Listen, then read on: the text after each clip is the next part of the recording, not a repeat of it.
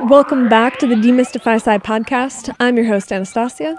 I'm Michael Shallow. Today we're talking to Dr. Anthony Aveni, an archaeoastronomer from Colgate College. We talked to him about the role that the stars play in civilization, the role of myth-making in society that is obsessed with reason, and his book, Aliens Like Us, which is an anthropological examination of the UFO phenomenon. And he has a really interesting perspective, which is that our conversations about aliens and the presence of extraterrestrial beings on Earth are really centered in an interpretation of who these aliens are that is a reflection of us Westerners. And so he sits down and he asks the question, should we not be considering that it is possible that the aliens aren't actually like us, and that we can look to the lessons we got from the colonial and exploratory history on Earth to examine our interpretation of UFOs and of alien beings to maybe learn something new and unexpected. We hit a lot of our favorite topics and really just dive deep into what Dr. Aveni has spent his life studying. And he's a great conversationalist. He has a great depth of spirit about the world. And so it was a conversation that I personally really enjoyed.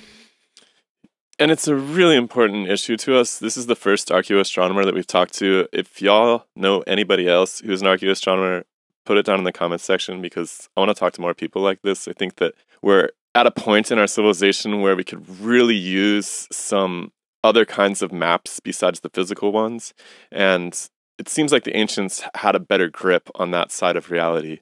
If you enjoy the podcast, please share it with somebody. That's the only way we get this thing around the world. If you really love it, consider becoming a patron at patreon.com/demystifysci. Every little bit helps to make this program better, and ultimately we're going to build this into an institution where we're able to actually give grants to people working on ideas that don't fit within the narrow confines of the academy, perhaps. That's actually something we talked a lot about during this conversation, which is that the academy as it once was is no longer, right? Aveni became a professor in the 70s, and his interview lasted 10 minutes, and then he had a position, and he was there for something like 50 years and was free to explore and to ask questions that weren't necessarily tied to technological advancement and material progress. They were simply curiosity-driven explorations, hands-on experiences with the world, and we want to create a space for that. We want to create a space for experiential and theoretical learning that doesn't have a home in the academy. That's what the tenure system was designed to do, and it did that really well at first. But obviously, if any of you have been through the academy, you realize there's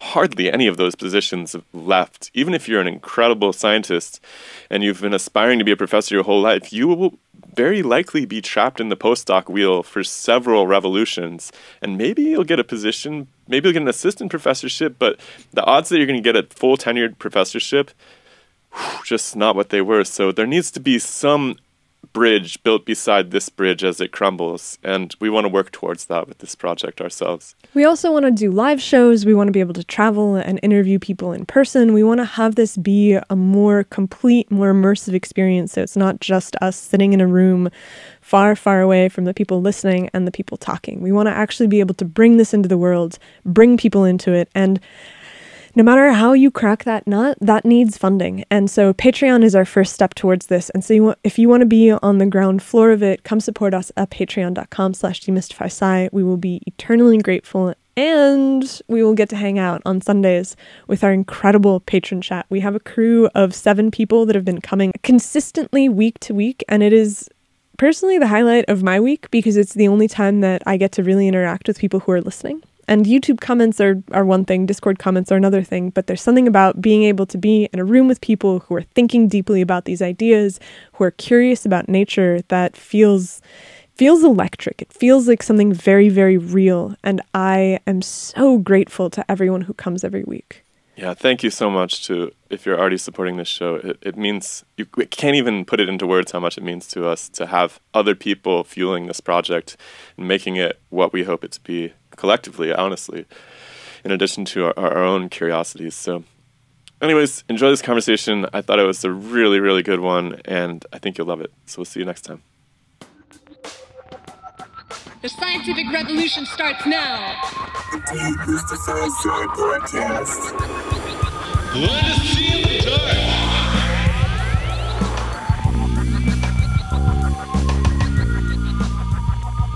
dark. Well, I just finished the book, as I may have mentioned to you last time, called Aliens Like Us, ?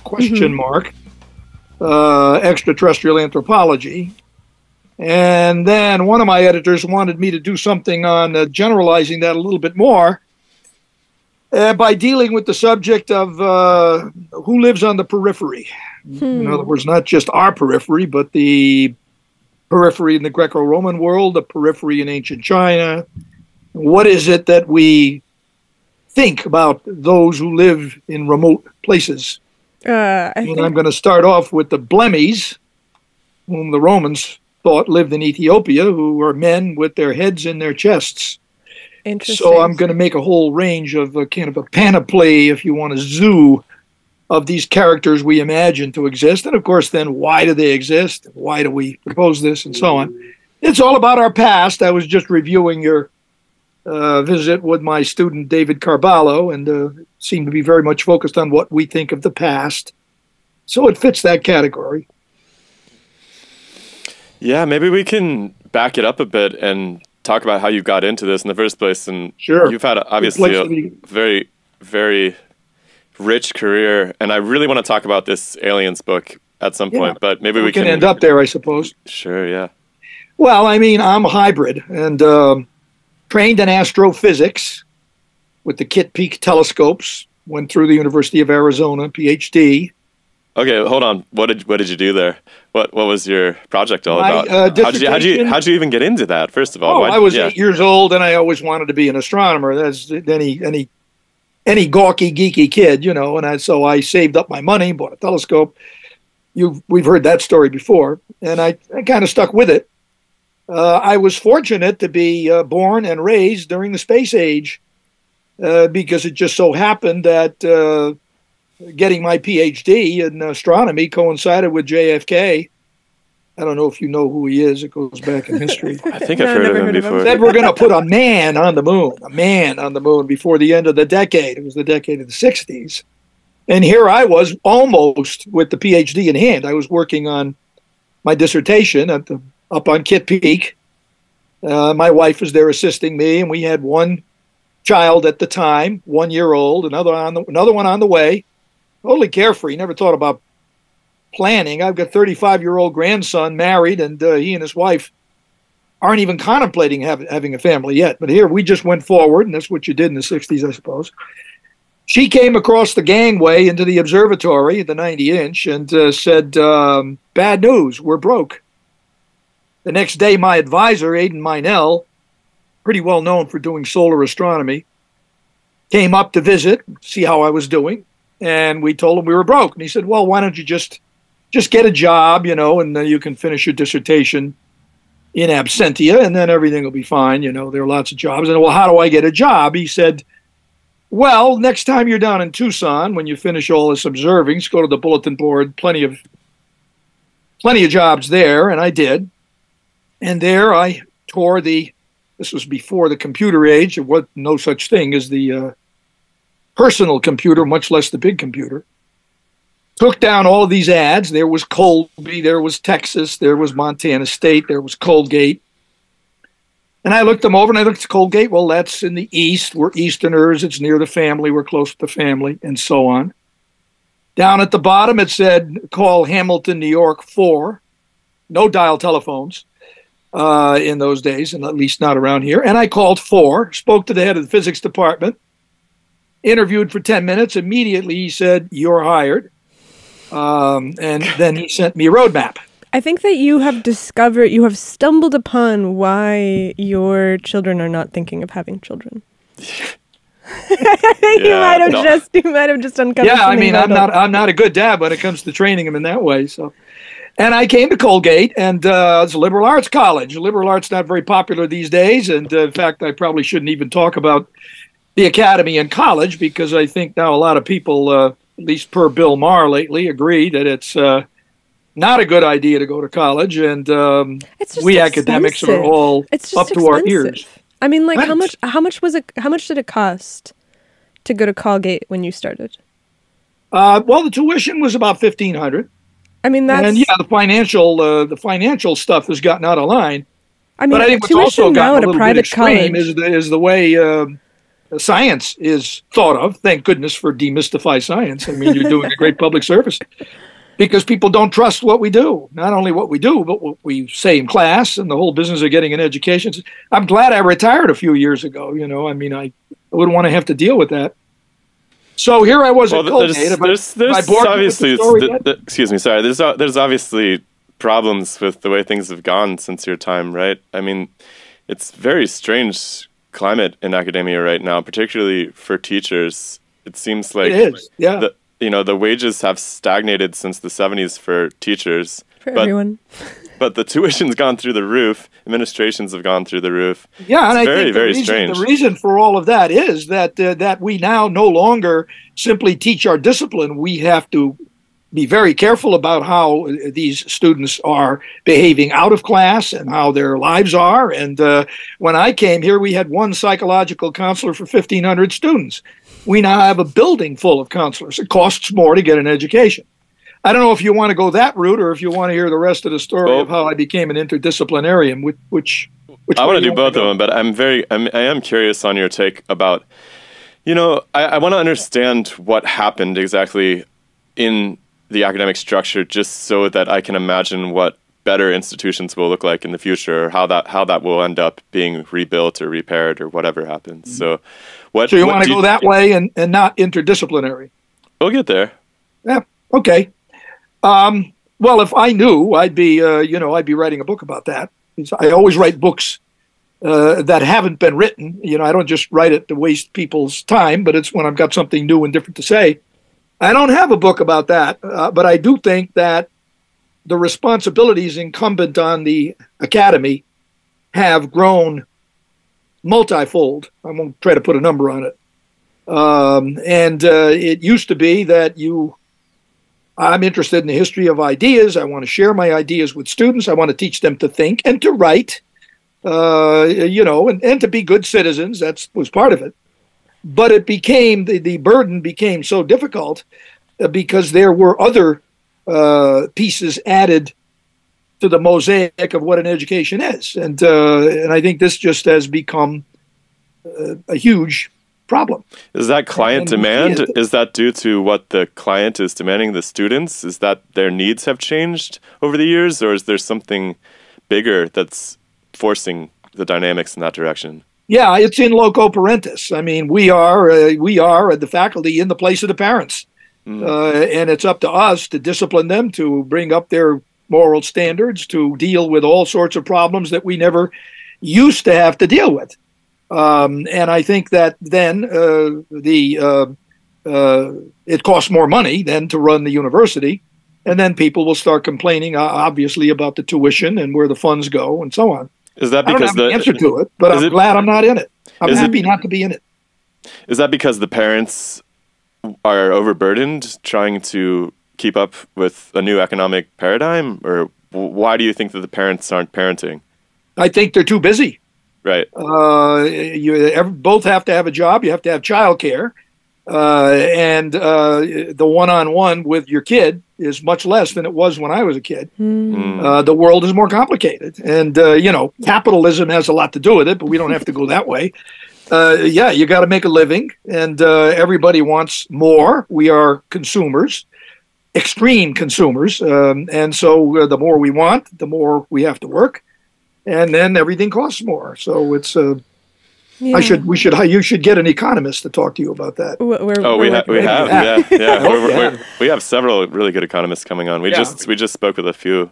We spoke with Steve Keen most recently, which was quite fascinating. I mean, there's also this aspect of college is the first time that kids are ever on their own these days, where it used to be, I imagine that in the 60s, 70s, and 80s, I mean, you hear stories like this all the time. Kids leave the house during the summer and come back when the sun sets. And There's kids all over the place. They're playing with each other. They're gone. They're educating each other in what it means to survive in social situations without adult supervision present. And now we have conditions where a parent that allows their children to go to the park by themselves gets the cops called on them. Yeah. And so it's this gradual creep where, I mean, this is far afield from. It's worth understanding. Yeah, we can continue with your story, but I just think it's fascinating because it's something I really want to understand, and it's something I really, really work towards soothing in my own student population. You know, I noticed they weren't talking to each other, and so I put together a little coffee hour before class once a week, and I don't know. It's a very different vibe than when I was in college, and I'm very interested. You have kids? Not yet, no. Either of you have kids? We don't have the money for kids. So there you go. Yeah. And I suspect that's one of the reasons why my grandson, who's now 35, his wife's the same age, haven't done it. Well, they've done it, but they haven't thought about raising a family. And I've talked to some of my students who've said that they don't want to bring a child into this world. I mean, like, look. Yeah, we're not in that camp. The way the world is. Well, I don't know about you.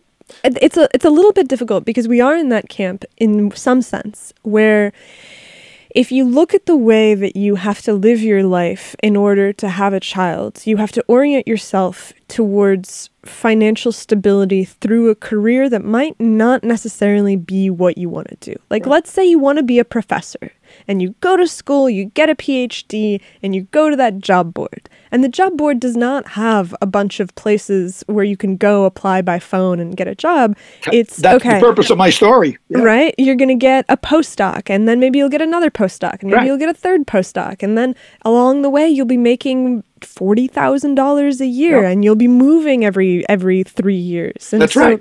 you have this deferral of what you want. And so what people end up doing is they end up compromising what they want to do. We knew so many people who went to grad school who had dreams of professorship and now are working in marketing, now are working at Wall Street, now are working these jobs that are not aligned with who they are spiritually. And so they look and they wonder, okay, if I bring a child into this world and they see me not spiritually aligned, what am I teaching them? What am I teaching them about the position that they will occupy in the world and how... And what their future looks like. That's right. You know. And it's tragic. Can I just say, we're facing, just on a personal note, because I'd really love to hear just people's reactions who are listening to if in the comments section, but we basically have a choice. We either raise a child in abject poverty and do what we love to do, or there's three options. Or we don't have kids, or we just quit everything we love and get jobs that pay lots of money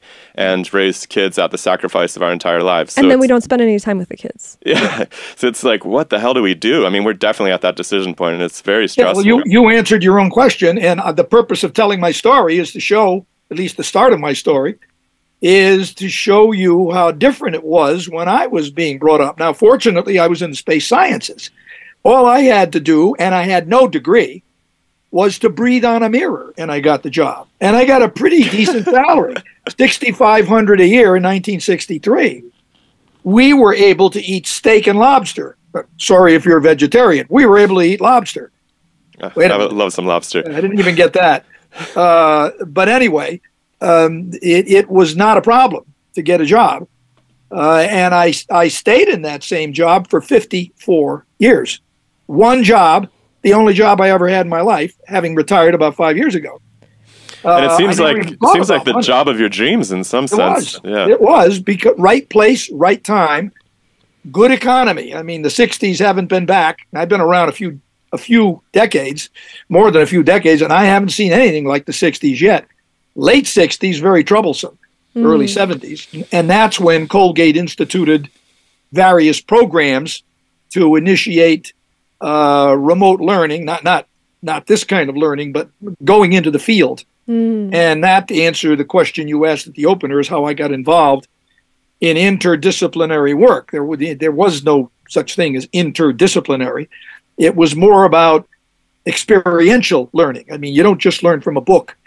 You go out into the wilderness and you do experiments with flowers and plants, and you go to South America and you work in a mine, and you do all of these different things. And I chose to take students to explore the Maya world. Why? I didn't know anything about the Maya. And I was teaching in upstate New York. And in January, which is when they had this program, it was a J term, where you had 1 month, one course, one professor, a dozen students. And it was a great time to get away from the vagaries of the northern climate in January. That's why I did it.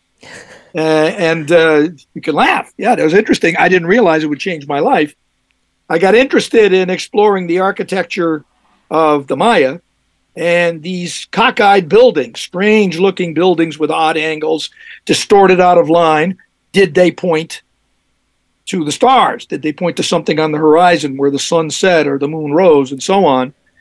And one of these buildings in Yucatan was the Caracol, which was Caracol means snail shell, a round building with a coiled passageway inside, imitating the shell of the snail, leading up to a chamber at the top where there were shafts that pointed to the horizon. And Sir Eric Thompson, who had excavated in 1932, said, these shafts can only have been made to look through. But nobody measured them. And I thought, well, we can do that. That'll be fun. And so a dozen of us piled into a van and drove 11,000 miles in 30 days. And it was pass-fail, no grade attached. I mean, the 60s was a wild time. I would only wish for you two that you get to live through another era like that, because it was an exciting period, at least in education and promoting this contact outside learning. So here I was working on astronomy, on study of the formation of stars. I was down in New Haven, my hometown, visiting at Yale, working with an astronomer down there, and I'd heard about this archaeologist who lived next door. Archaeology building was next to astronomy in New Haven. And I went over to visit it, Michael Coe, very well known archaeologist, passed away a couple of years ago. And I asked him, I said, well, you know about this architecture and this building that he said, yeah, it's an interesting building. You might want to go investigate it. He said, but while you're here, you're an astronomer. I have something to show you. Talk about serendipity. It's amazing. He takes me into the room next to his office, and there, spread out on the desk, is a Maya document that had just been taken out of a cave in Mexico. And it was a folded screen document, had all these hieroglyphs on it. I didn't know what it was. And he said, this is all about the planet Venus, they tell me, and following the motion of Venus. And as an astronomer, I asked him this question. How did they do that? He didn't have an answer, because anthropologists and archaeologists don't ask the question of how precisely would you have to observe Venus? What methods would you have to use? Do you need a telescope? Do you need a computer? To be able to track the movement of Venus to a precision of 1 day in 500 years, which is what he said that calendar was about. My point here is the interdisciplinary study begins with a question that comes from outside the discipline. You ask the question, and you work on the problem, usually together. There's a togetherness factor involved in doing this sort of work. Well, I'm making a short story long, but it turned out that after about 6 or 7 months of studying this document, I was able to prove to my own satisfaction that was damn accurate. 1 day in 500 years. How did they do it? I got a bunch of students to experiment, sighting objects on the horizon using a pair of sticks. One is a foresight, one is a backsight. Apparently, nobody had done this. At least there was nothing published in the literature that suggested how precisely you can mark the movement of an object on the horizon. They watched the sun, and I made them go out in the morning and watch sunrise so they could understand that the time system has a lot to do with the way the stars and the sun and the moon move. And I made them watch sunsets. And at the end of a couple of years of experimenting, they were able to convince me that you can mark the position of the sun to a day, precise to the day. You don't need a calendar. I know when my birthday is, March the 5th, because the sun rises over that rock as seen from that rock, and it's never going to miss. It's never going to fail. I can count the interval of days in between. So we did demonstrate that. But the point of it is that the question has to come from the outside if it's going to be interdisciplinary. And again, we went down and measured buildings. We made 35 trips to Mexico over 40 years and published all the results. And it really wasn't until I was doing this for about 10 years that I got serious about it. And I thought, maybe this might prove interesting for me to do. And maybe I won't do star formation anymore. Maybe I'll do what we ended up calling archaeoastronomy. There was no such discipline at the time. Now it's called cultural astronomy. And there you have, in a nutshell, sorry if I went on too long, the story of my academic life. No, that's really fascinating.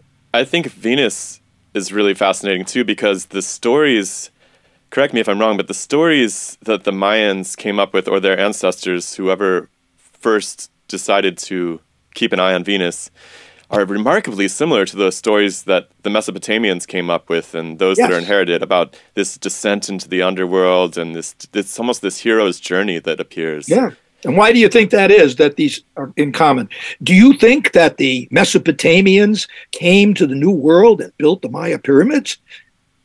That'd be awesome if it was true, but probably not. Yeah, I don't know.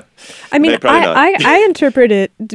I interpret this kind of cultural convergence to reach back in time to an origin point of both cultures. Because you imagine that if you start in if you start in let's say Africa, if you take the out of Africa hypothesis to be accurate, then we might not have records that people were tracking Venus, but maybe they were already telling the story and maybe they were already tracking it. And so as people disperse, the reason that the story maintains is because it is a story that they carry with them from the very beginning. And it's one of the weirdest, it's a weird star, right? That's one of the other things. Why did they tell the same story? Well, because it does the same. It does a very strange thing that no other star, let's call it a star, that no other stars do. It appears in the morning for, say almost a year, and then it disappears for several days, and then it reappears in the evening. Mm-hmm. And so it's like this very, very bizarre apparition in the sky. Mars doesn't do it. Jupiter doesn't do it. Mercury sort of does it, but it's kind of hard to see. That makes Venus unique. Our problem is, in the modern age, trying to tap into this. We look at planets, and we say, well, they all go around the sun. They're all members of the solar system: Mercury, Venus, Earth, Mars, Saturn, and we don't stop and look at the observable part of it, which is, exactly as you say, it appears close to the sun. Could it be the sun's brother? Could it be sun's wife? Or maybe the sun is the wife. Doesn't really matter. Maybe there's a sexual relationship there because she, I'll tell it from the male point of view as the Babylonians told it, Ishtar, goes into the underworld, has an affair with Shamash. But she's there being the deceitful woman that she is. Guys always get to tell the story, sorry. She steals secrets from the underworld and brings them back to us. And that's what's really going on there. Everybody loves a story. In Mexico and among the Maya, you change genders. You can make Venus into a male. Quetzalcoatl for the Aztecs, Kukulkan, the feathered serpent for the Maya. He's there because he acquires wisdom in those nether reaches. He acquires wisdom. It's not the kind of wisdom of stealing secrets. It's not the same story. But it is, if you want to say, the same kind of yarn that you spin about that. And it's not the story of Mars or Jupiter. Don't you think there's something kind of tragic about us being so rational to the point that we don't tell meaningful stories about what's happening in the sky? Because you made a very good point that, the geocentric perspective, although it's kind of the laughingstock of a science, it's this landmark case of, how a paradigm gets overturned. But at the same time, there's a lot of meaning and truth. I mean, there's very much truth in the geocentric perspective that there does appear to be spheres that rotate over our heads. That's absolutely, from a relativistic standpoint of us here on Earth, that's totally true. And it's look, as far as I'm concerned, the world is flat. I'm looking out my window. There's the horizon. For all intents and purposes, as far as I'm concerned, it could be flat. That the world happens to be spherical doesn't really do much for me. I mean, it does a lot for my mind to try to understand the nature of the universe. Now I lapse into being an astronomer again. But in practical terms, I don't need to know that. And most people in the world don't need to know that. It's only in the modern age that we find the need to know that, and unfortunately, not a lot of people have that need. I know I taught astronomy for all those years, and at the end of the class, as we say, at the end of the day, students walk out and say, "Okay, what are you doing tonight?" And it doesn't stick. So, it is a shame, but you got to blame it on the Enlightenment. That's our outlook.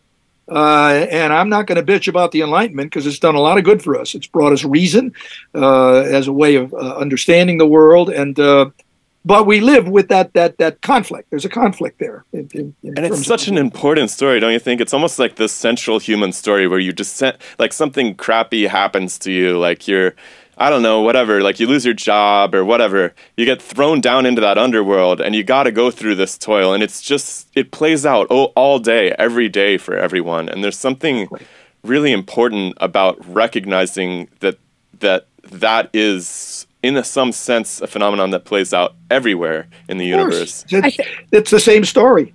I think that what Shiloh is really reaching at is that myth has become something that is irrelevant to lived experience. And that doesn't seem to be the case in pre-reason societies, where myth is the place where you learn about the way that the world works in this relativistic sense. In a practical sense, yeah. And so myth isn't a story waiting to be debunked by science, is it? That's a dictionary definition of it. I mean, if you look it up, there's one of the definitions is that it's a falsehood, and that that science is there to correct it. There's truth in myth. There's truth in myth, and we don't tend to explore that. I mean, of course, it depends on who we is.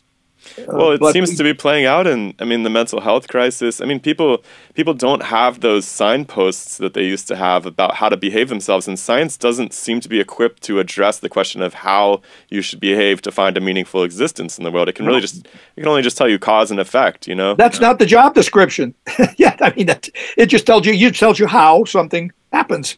It's a tough job description because you have to come up with an explanation that's capable of being disproven.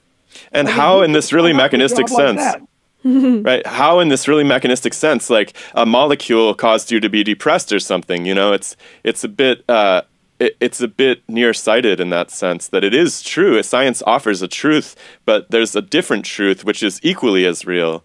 And it's playing out in the meta stories of how we behave and the consequences that befall us when we behave a certain way. Yeah, I think, I agree. Different kinds of truths. But so there are also truths playing out that hinder our ability to see the objective reality behind things. And you talk about this with this new book that you're working on about the alien phenomenon that's playing out right now, the UFO phenomenon. Can you introduce us to that topic, maybe? Well, it's not just the UFO phenomenon. There's a chapter on the UFO phenomenon. I wrote this book because I am an astronomer. I was an astronomer. And I know that the cadre of astrobiologists, which includes largely astronomers, people usually who are really just educated in the physical sciences, and then also including biology. Biologists a little more skeptical, but you talk to the astronomers, and they seem to model ET. Now I'm talking about the intelligent life aspect, not the tiny little glowworms who bathe in the underwater warm vents. I mean, I'm not talking about the beginnings of life, but I'm talking about if there is an advanced form, what's it like? What is the intelligent individual like? And we seem to assume, and I get this pretty much from my colleagues, now deceased, rest their souls, Carl Sagan, and Frank Drake, who was a very dear friend of mine, who seemed to think that they're like us. We model them after us. They are reaching out to the great beyond to explore the universe the way we did in colonial times, but not the way other cultures of the world behaved, because we're the ones who did the colonization. I maintain, I think the central tenet of my book is that the scientific community that thinks about intelligent beings, models them after the Western canon, that is to say, which begins with the Greeks, who believe in the theory of progress, moving toward a final cause, through the Enlightenment, where you get science and then technology a little bit later, onward and upward and outward. And that's the only kind of intelligent being there can possibly be. And now I do deal with ufology because there is anthropology in it. And the purpose of the book is to suggest that if everybody studied a little bit of anthropology, they would come to understand that there have been terrestrial contacts among cultures, and we can learn a lot from the contact among terrestrial cultures that might lead us to hypothesize what the extraterrestrial cultures, if they're there, would be like. But I course through all the books I find on ET, and you don't see anthropology mentioned at all, hardly at all. The notion of contact and the lessons learned. So I take quite a bit of the first part of the book, which a lot of people are going to find kind of dull, going through the origins of the theory of progress, the invention of geometry and maps. Why do I talk about that? Because we're the only culture in the world derived from the Greeks who created geometry and made maps. There are no maps that come from other cultures. It's only us. And when you look on the side of the Pioneer 10 plaque, the Pioneer 10, where there is that famous plaque, am I registering here, showing the man and the woman holding hands? This is who we are. And if you put your proboscis, E.T., if you put your proboscis against this, or however you sense it, you'll see what we look like. The very word look kind of defies comprehension. Did they know about foreshortening? I mean, art historians ought to come in and register their opinion about this. So I try to introduce anthropology and the anthropologist questions when it comes to investigating hypothetical ET because it hasn't been done. That's what the book is about. Now, along the way, I do talk about other imagined pasts that existed. I can't avoid Eric von Daniken because I've been fighting him for over 30 years, having worked at NASCA for 10 years, and Mr. Graham Hancock, of whom I wonder whether you two must have a love affair with him. Let's get back to Graham. I want to do Graham Hancock in a minute. That's one of we our. Can do him. We can do. Hold on. Well, anyway, I'll pull up because I'm rattling all over the place. No, it's just there's so much interesting stuff here. Yeah, I want to bring anthropology in. That's the point. Yeah, so one thing that I want to point out is that it might be that the reason for the theory of progress being so central is that we imagine that any species or any extraterrestrial being that comes to Earth must inherently be like the Westerners. Because That's the correct. Westerners are the ones who embody the spirit of colonial conquering in a way that no other sphere of influence on Earth has. Correct. And to me, that seems reasonable because it seems reasonable because if you have extraterrestrial life that comes to Earth, clearly they are not just staying where they are and developing their culture. They're actively putting a tremendous amount of effort into getting here. Getting what? Getting here. Yeah. And Well, so, can you not think of any other reason why they might? I mean, is it the great frontier all over again, like the way we explored the West? Is that all there is to it? I mean, is it what Elon Musk and Bezos and Sir Richard Branson, who are the three billionaires who've been into space, by the way, maybe they're billionaire tourists.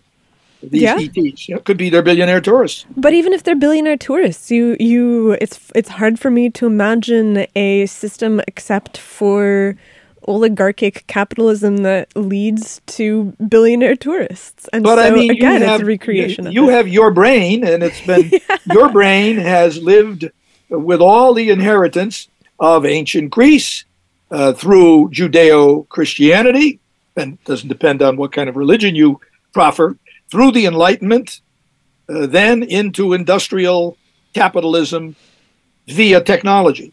Yeah, so And that's the only track. You can't imagine any other track. Well, Nastia's family actually went through Soviet Russia too, so they saw the extreme opposition to this paradigm. yeah, that's true, and it was deeply unsuccessful. But you have, say, the Maya civilization on the Yucatan, and they have access to the oceans, but they're not building seafaring vessels to go and conquer outlying islands.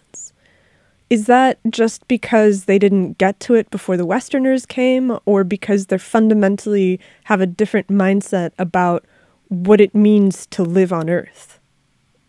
I couldn't say it better. I'll go with choice number 2. And so that we can't think of any other way to think. So therefore, we think they must think the way we think.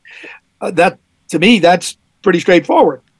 And that's kind of what I'm trying to drive at, which is that because they must have thought differently, and that was the core of why they didn't build ships to go conquer and to build their seafaring empires, then, therefore, any alien being that arrives here that is either billionaire tourist or searching for resources or scientist or explorer or whatever else, therefore must embody the qualities of the culture on Earth that is doing those same things.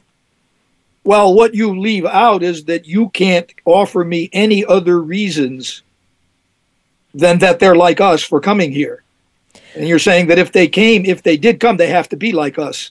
I mean, the other reason that I can think of is, again, back to the out of Africa idea, where I think about the way that humans have radiated across the planet. And it seems to me that there's always a group that stays behind and there's a group that leaves. And this is pre-capitalist, pre-colonial, pre-anything. It is just a process of looking around.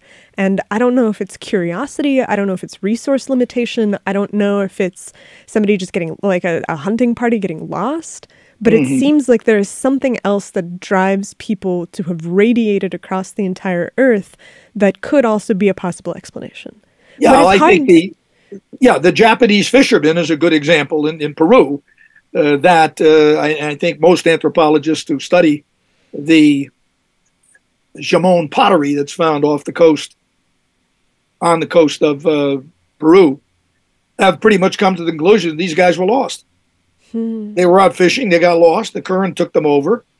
They landed in Peru. They didn't make any cultural impact. But you could say they were the first to get there. But there was no. When was this? Pardon? When was this? I don't have the exact dates. You'd probably have to talk to an archaeologist. But roughly speaking, like 10 years ago, 1,000 years ago. I'm going to say at least 1,000 BC. I see. 500 to 1,000 BC. But I could be off a little bit. But there were people who got lost or exiled. I mean, you could be exiled. Or you can, as some of the Pacific Islanders moved, it was to get to a special kind of crop or fruit, an exotic kind of edible from a distant island, and it only grew there. So they had to go there to get that. But I don't go much for the curiosity things. Too romantic for me. You know, the end, we're all curious, and it gets boring after a while. And you're speaking to an old person who's been hearing this for 50, 60 years now, and you kind of get worn out by it. But we're bored. I think that's the reason. We're really bored. We want to have explanations that are more exotic than what those stuffy old scientists give us. We want to have something that titillates us. Is there any reason that you believe extraterrestrial intelligent organisms wouldn't be interested in colonizing other planets like ours? Like, is that an invalid hypothesis, or you think it's... I don't know about you, but if I could spy on our culture from afar, I would say to my colleagues, I'm staying the hell out of there. I mean, I don't want to deal with these people. I mean, we're awful in so many ways, you know. Unless there's resources that are valuable, because that was, I mean, if you, again, and I don't have a ton of experience with this, but from reading the description of, I think that was it Pizarro that conquered Mexico City? Peru. He conquered Peru. It was Cortez. Cortez. Okay, so there's I was reading the guy's book who was with Cortez, who was describing their travails as they were trying to conquer Mexico City. Of course, I can't remember his name. Yeah. But it strikes me that they were doing it and were consumed with horror at what they were seeing. Yeah. And so it doesn't seem to invalidate their desire to completely decimate the place and take all their gold. And Yeah, so because they weren't like them. Of course, the reason they were there was for treasure. I mean, there's no question of it. Don't put the cart before the horse. They were after material wealth. They were capitalists, not industrial capitalists, but they wanted the possession of material things. The natives didn't know anything about possessing material things, certainly didn't know about possessing land. So when Columbus comes along and sticks that stake in the ground down in the Caribbean and says, I hereby take this land, they didn't know what he was talking about. I mean, you're claiming this land you own. They didn't know what ownership was. There are cultures in the world that don't have past, present, and future tenses. They don't have tenses. They don't recognize the difference between the future and the past. It's not important to them. Now, I can't imagine living in that sort of world. Our minds are so closed to any other idea about why people would explore or wouldn't explore because we don't understand these other cultures that exist on Earth. But those cultures arguably haven't been reaching out to the planets and haven't been sending spacecraft up. Doesn't it seem like there's some self-selection for the exploitive character of humanity that leads to that kind of exploration? Like you're selecting in the body of extraterrestrials for the organisms that are interested in colonizing. Unless the organisms themselves, because this is something that I just thought about, unless the organisms themselves are what is visiting, right? Because we think that they're spaceships filled with little graylings, but it's entirely possible that the objects are the beings themselves. Like Solaris or something. In which case you don't have to have advanced technology that allows you to do so. And so our entire... sci-fi. It's great sci-fi. I would have to bring up at this point the famous Fermi question. Enrico Fermi, who was a very well-known physicist of the past, he and his colleagues having lunch one day in the University of Chicago, and they were chatting on the way to lunch about the XDT and all. Maybe you probably know this or heard it before. And Fermi, just munching on a corn cob or whatever he was eating for lunch, to the rest of them said, so where the hell are they? I mean, if they're everywhere, where are they? How come they're not here? His answer to it, and the answer of many, is that they don't exist. Or the possibility that they exist is so small, and I argue that as well, because I deal in my book with the biology and the not just evolutionary biology, but the evolution of culture, and so on. It may well be that there are so few cultures, extraterrestrial cultures, that get to that state where even if they were like us, in that they wanted to explore, did explore, or are exploring, fact is they're not here unless we turn to those who say, well, they are, you know, one of you two may be one. I'm not sure yet who is. I'm open-minded. That out of the equation. Yes. I'm open to the idea. I haven't been convinced. It could be me. Yeah. But the question there is that, well, then how come? If there are billions and billions, as my friend Carl Sagan used to say, then how come they're not here? Well, how about time? There's not that many. Well, how about time also? That is a totally reasonable answer. Definitely. But our industrial civilization has been around for what, 300 years, something like that. So if we keep this going, it's getting pretty tough to keep it going. But let's hope that we can. Who knows how many other civilizations lasted 300 years? Yeah. And just the length of time. Yeah. In a galaxy is just unimaginable. Well, billions and billions. Shostak says you've got to get through the bottleneck, that nuclear bottleneck. In other words, if people can get through the problem of the destroying yourself with a nuclear explosion or social media, get through that bottleneck, then the door opens up and you can have more. Now, of course, we've got the bottleneck of global warming and destroying the Earth. That wasn't around when Shostak said that. That was only a mere 20 years ago. So you've got that as another factor. Do people destroy their environment before they can get out of it? Well, yeah, or their social environment. Well, it seems to be the case with ancient civilizations that the environment does often change and causes great turmoil, right? Because, I mean, if you look at Sumer used to be on the coast, and now it's something like 100 kilometers inland, right, due to a combination of falling sea level, or I think that this is actually due to deposition for the river delta. Yeah, exactly. Yeah, silting. And so even if Sumer had maintained its inhabitancy, the environment around it would have changed in such a way to make it no longer a place that could do the things that it did.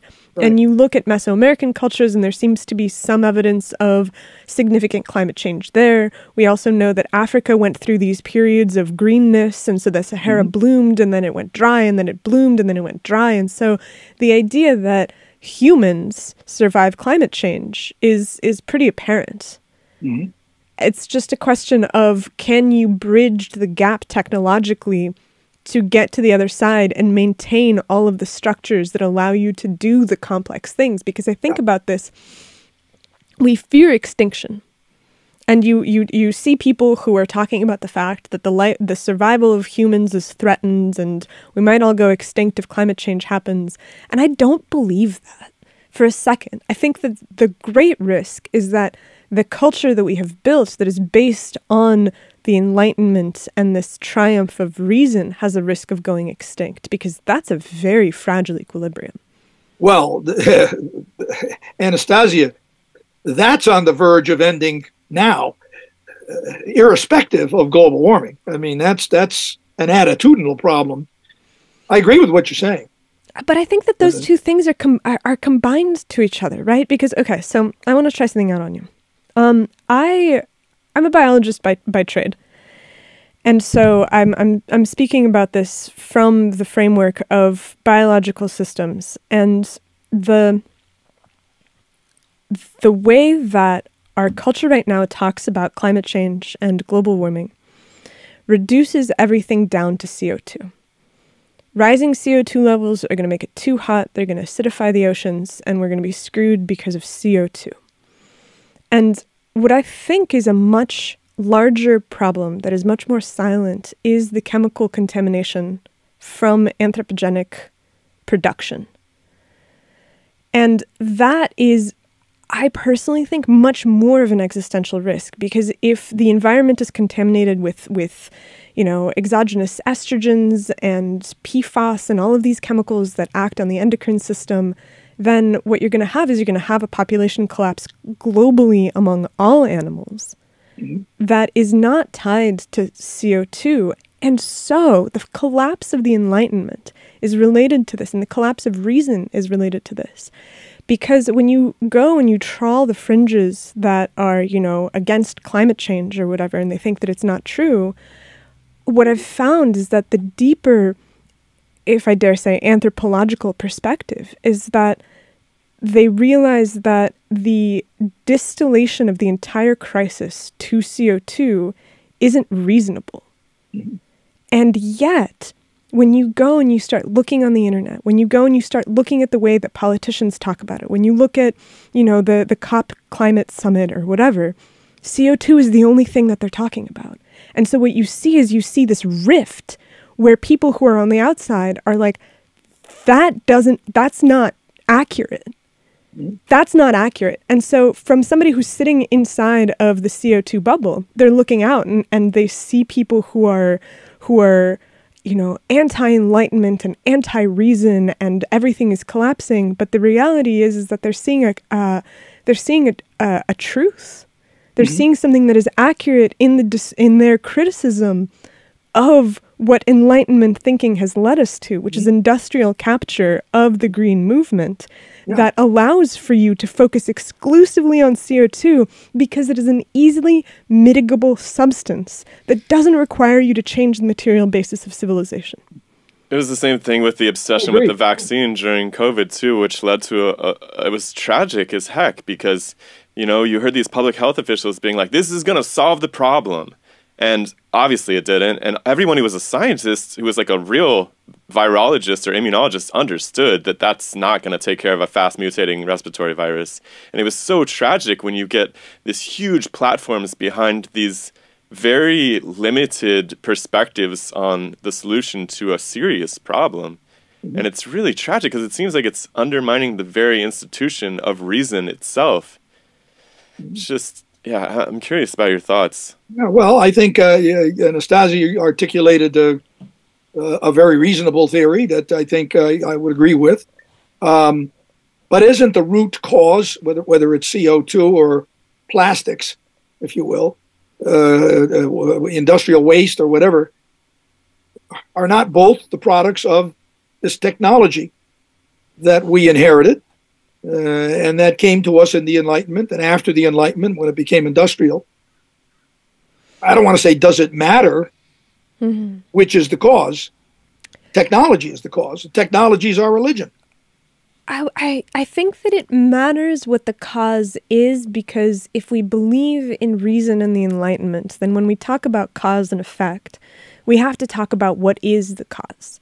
And what happens when you start talking about causes on a political level, they get simplified down to something that is a talking point. And when you simplify things down to talking points, all of a sudden, you're no longer in the realm of reason, now you're in the realm of politics, now you're in the realm of tribalism, and that complicates everything. And so the original reason that I brought this up is because I'm like, societies have all fallen to climate change in the past because the world changes. That is the immutable characteristic of the Earth, is that it changes, whether that's because there's increased volcanic activity or because you move through the spiral arms of the galaxy and all of a sudden your cosmic ray conditions are different.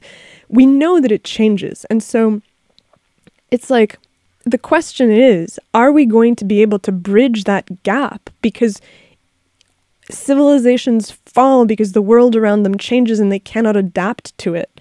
And it seems like we're not that far beyond the sort of, gather up a bunch of people and sacrifice them to the gods in the hopes that the gods will be appeased, because you don't understand what's actually happening. And so you make these decisions that aren't going to actually fix the thing.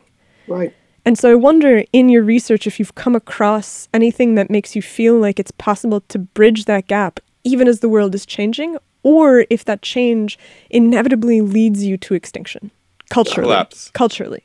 Yeah, well, I think what's different here, my answer is no. I don't do that sort of research. You're asking the scientist on the street when you're talking to me. But I think the difference here between the Maya having gone through this, and other cultures having gone through it, is that this time around it's the entire planet. So therefore the entire existence of Homo sapiens and a lot of other non-sapiens, is the way we think of it, would be affected. Now, of course, there are those who will say, yeah, well, then we'll just evolve into something else and somebody else will be extinct and so on and so on. That's true, because by the time we really get around to thinking about this problem, we won't even be who we are. If you look at the rapidity with which evolution changes us, we'll be Homo something else, or maybe not even that. So we're changing even as we confront the problem. But the difference to me, I think the human behavior factor is the same. But what alarms me is that the problem is earthwide, or it affects the entire world, all the cultures of the world, whether they're participating in it or not. Even if they're not doing plastics out in the Trobriand Islands, we're all going to get affected by it. I don't think there's anything terribly profound about that. Is there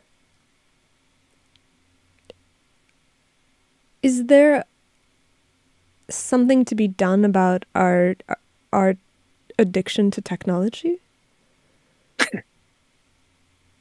Because it seems to me, I look at our cat a lot, and it's actually funny because we just bought her a water fountain and she's treating it like it is Satan incarnate. Like, you put her next to the water fountain and she starts screaming as if it is the end of the world. And I've realized that I think that she likes drinking from the tap because she makes us do things for her. And so I imagine that she can recognize that with the water fountain, she can no longer like drive us to open and close the tap for her at her smallest whim. But it seems to me that all animals are driven towards comfort and towards increased access to technology. Right? You take a cat and the cat likes to live inside. It doesn't want to go outside anymore after it's become domesticated. Well, yeah, it's been entrained to living that way. I like sitting in a nice, easy, soft chair. All the products of technology. I like looking at the screen. I like watching Netflix and so on. We're so immersed in it that we can't imagine living without it. But to get back to a more relevant point about technology is I think our dependence on technology is largely responsible for the many bizarre theories about ancient cultures. That is, that they existed in the past, that they were of a higher order, that those Egyptians couldn't build the pyramids all by themselves. They must have had help from aliens. And I think the answer to so many questions of how the Maya achieved this or the Inca achieved that is you try doing it, and you'll see that if you take enough time and you have enough people, there are amazing things that you can do with your hands that you think you need a computer or a telescope or a piece of technology to accomplish. Yeah, I used to be the center of what I do, spending my time trying to teach about how these cultures did it a mano, with their eyes and with their hands. They didn't need all the tools people who write books that sell more than I advocate, ideas that people advocate in such books. Yeah, I used to be really, seduced by some of those ideas, but then I saw this YouTube video of this guy who just built a Stonehenge by himself, like a life-size Stonehenge, all by himself, using essentially a pebble to pivot the giant block on, and then roll it into a ditch. And I was like, I don't know, it just changed my entire way of looking at the ancient civilizations. So yeah, let's talk about Graham Hancock, because I know a lot of our listeners are big fans. Yeah, with Graham Hancock, it's about the idea that these cultures were here before. On the other hand, if you go to the Nazca guy, Von Daniken, it's about how they came here, married our women, which is kind of interesting. That's one of the sub-theories that makes it a little more titillating. And they did all that because you can't make Nazca lines. Those people are too dumb to make Nazca lines. They're primitive. And you relegate the so-called primitive to people who don't have technology, and therefore they can't do anything. And it's because we can't do anything without technology. I think it's quite that simple. It implies they had maps, though, right? That they were able to map that out somehow. Yes, right. There are no maps. The maps are Greek. Geometry is Greek. But the Nazca lines were mapped out, right? They were a small representation of something larger, and they must have had plans, right? I don't think so. I don't think they were mapped out. I think I built one of them. The BBC did a program about it some time ago. And I took my students, about 20 of us, and in one morning, we used broomsticks and ropes, and we laid out a long pair of lines, and then it opened into a circle, which we inscribed compass-like with a stick and a rope, and then we cleared everything away, which is what you have to do to make a Nazca line, and then we went and had lunch. It did not take... See, now, when I say this, that is so boring to most people who want to believe, because they're bored. They want to believe that there's another culture that did this. That's a great story. As one of my students once said, Professor, I know you don't believe that, but wouldn't it be neat if it were true? I guess it would be neat. I don't know. Neat to whom? Kind of depends. I think I may have told you in our pre-interview about the runway. Runways of the Gods. Well, one runway that Von Daniken shows in one of his books shows what looked like it looks like a runway. It's a long, straight path. What he doesn't tell you is that what he's showing you is the leg bone of a condor, as the figure of a condor, which is made by sweeping away all the dark desert varnished rock on the surface, piling it at the border to make a little border around the edge. And it's really not much bigger. You could probably fit that whole condor bone, which he thinks is a runway with a turnaround bay where the aircraft would turn around and come back. And it turns out to be leg bone of a condor. It's not a runway. Even if it were a runway, my question to him would be, why, if you've traveled billions of light years across the intergalactic realm, would you need a runway to land on the Earth? Why don't readers ask these questions, or do they? I can't believe that nobody's asked that question, but they read that book. He outsells me 1,000 to 1. Good for him. He probably needs the money, or at least he needed it. But he's still out there doing it. He's about 90 years old, and you see him at these meetings, and he's a hit. And I'm not. I'm not jealous of him. But it's just, I mean, how can people be so naive? That can't be the answer. They can't be naive. They must be bored. I think that they like a story. They won't wonder. Yeah. They won't wonder. Like, I think that you said this already, that the Enlightenment and reason is kind of boring. There's no magic. There's no wonder. We're so trained on narratives of sci-fi and mythology and fantasy. And I would say we need them. Like we need vitamins. We need vitamins. Like all the books when I was a kid that I read were fanciful books. You know, you read Lord of the Rings and you want to believe that something like that is possible because it is so much more fulfilling than the life of, okay, so you're going to go and you're going to get a job and you're going to work your job and you're going to deal with managers and you're going to have 2 weeks of paid vacation and bills, and it's just so... You can hang out with your kids for an hour at dinner time or something. Yeah, and there's this feeling of, is this it? This is it. This is it, yeah. Oh, I think you're right. You're absolutely right. When I talk to young people, that's the impression I get. They're kind of bored. They're talking to people who are miles and miles away, and not the people in front of them. I have to get them, almost grab their hand to have them put the phone down so we can talk. But you're absolutely right. I think you stated very well. But I want to go back to what you said about the condor. So it seems like building the lollipop that you did, okay, you don't need a map, but to build a condor, don't you need some sort of abstract representation of that in the form of essentially a geometric map that you scale up somehow? No. We like to think we do, because I'll tell you why. It's because we're a visual culture. We are visually connected to the world. Oh, well, okay, I hear things. Smell, hardly use it at all. I use my mouth. But we're not tactile. And if you study the history of the Andean cultures, you will find that the sense of touch, movement, turning, dancing, the tactile sense, the touching of the feet on the earth, the movement of the body through a spiral, a double spiral, that's why I think you have so many of them, is very important in that culture. I don't think that you need to have a map. There's no evidence that they had maps, and we were able to construct more than just a lollipop. I mean, it had a couple of other branches on it, very, very precisely. By using nothing more than broomsticks, twigs, and rope.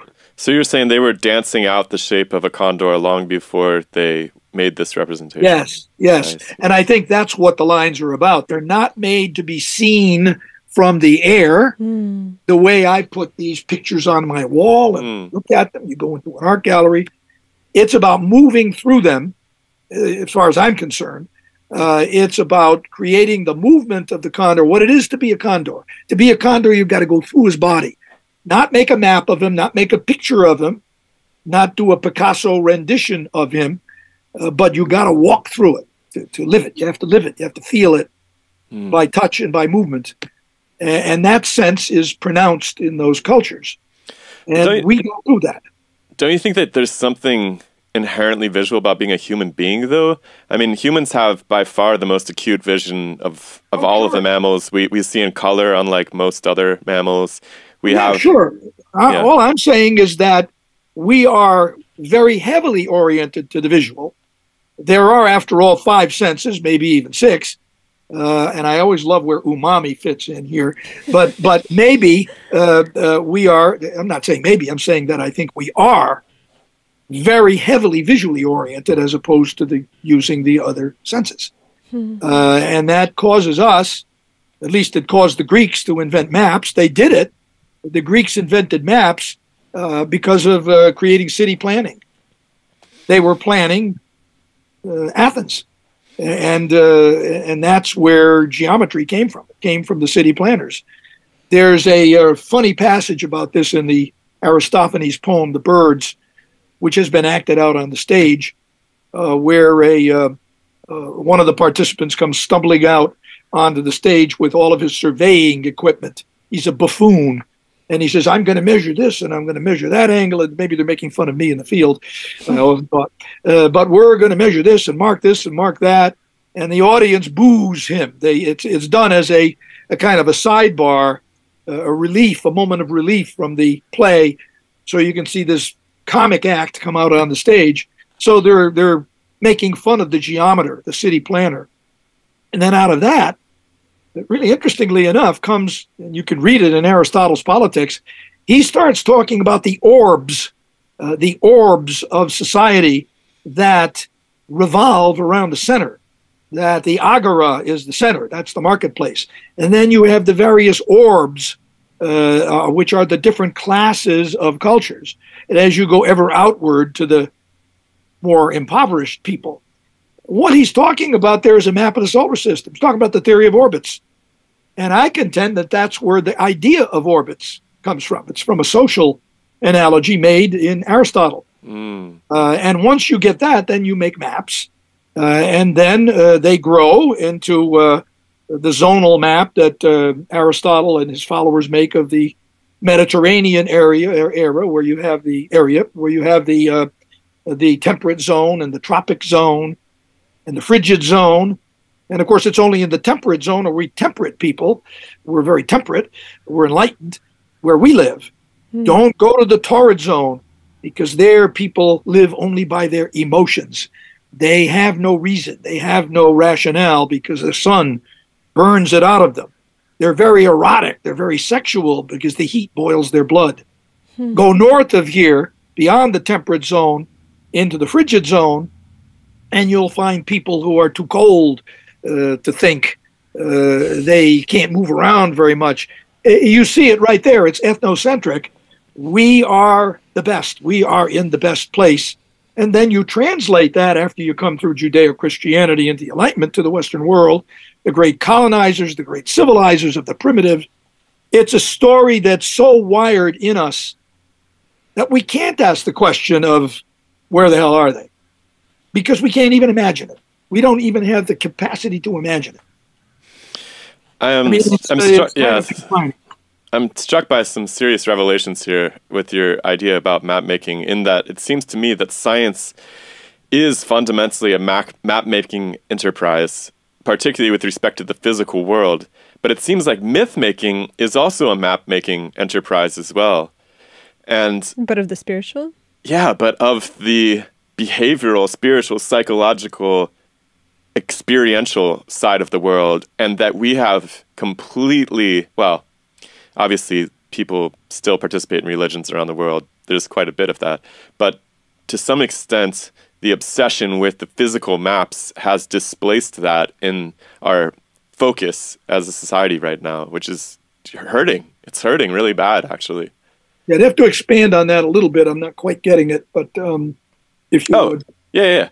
Well, okay. So when you make a theory, you're essentially making a representation, a model, which is, perhaps a three-dimensional representation of a phenomenon. Maybe you parameterize it mathematically, but you're essentially, in your parameterization, what is a map? A map, the best possible map would literally be a full-scale replication of, like, if I want to make a map of this room, I'd have to make a replica of this room to have a perfect map of it. But we don't do that. We simplify it. We boil it down. Okay, there's a chair over here. There's this camera over here. I can draw a representation of it. And that's really what a mathematical model is. I do a lot of mathematical modeling in my own science, and I'm essentially boiling things down to what I feel are the salient features that are necessary in order to make the statements I want to make. Yeah. Well, the same thing happens in myth. You're taking all of these diverse experiences, like I said. Maybe it's about your descent into chaos when you encounter some piece of destabilizing information. And this happens over and over to the extent that maybe you represent it with these archetypical beings, right, that are going through these stories. These are just two different maps, two different ways of mapping reality. Neither one is, they need each other, really. But in our modern civilization, our focus, like culturally, technologically, is on the maps of the physical landscape and how to manipulate them, with a really tragic negligence towards the maps, to use Dr. Peterson's word, the maps of meaning, right? And how do we get that back? Yeah. Well, maps are, I think, there's a wonderful piece written by Borges. You may know it if you're into maps. Jorge Luis Borges, where he talks about this culture in another land where they made a map and it wasn't big enough. It didn't have enough replicas in it, so they made it bigger and bigger. And finally, the map was so big that it overlay the entire land that they were trying to map. It was the same size as the map. And he says comically that out at the edge of the periphery of this map, there are homeless people who live, and they go underneath the wrapping of the map, and that's how they keep warm at the edge of the landscape. And I think I just love that, because it becomes a maniacal kind of divide, megalomaniacal thing. Yeah, these are representational devices as they would be defined. And Woodward, I can't remember his first name, but he wrote a 12-volume work on the history of maps. And he revised it and revised it and revised it. And then finally, just a few years before he died, in the last chapter, he revised it again. And he generalized it to the point where you wouldn't even recognize it as a map. It's a representational device of reality, but it can be imagined as well as reality. And you almost get the impression that man learned an awful lot from a lifetime of the study of maps, because he ended up not being able to define what a map is. It's that complicated. Maps are among the devices we use to do science.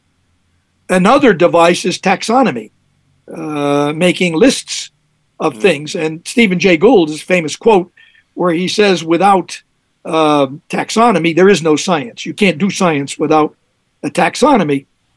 And I have looked into taxonomies. I wrote an essay on taxonomies in my book, Uncommon Sense, where I talk about a taxonomy of soils in the in the Orinoco Valley, the Orinoco River Valley in South America.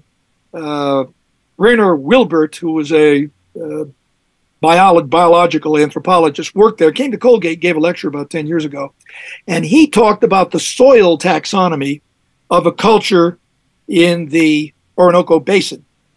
The soil taxonomy consists of 12 categories of soil. The categories being determined by the way they feel from the bottom of the feet that walk on them. That's about all there is in the Orinoco Delta soil. I mean, you don't have rocks, so there's no word for rock. So if one day he found a rock somewhere and picked it up and showed it to one of the tribes people, he said, well, what do you call this? He said, we don't know. We've never seen it before. What's interesting about Mr. Wilbert, a good scientist that he was, he got hold of a series of mesh screens, and he took samples of the soil from everywhere these people walked, and he ran the soil through the screen after he got the name of the different soil, and he did a measurement of the size of the grains that would go through various grids.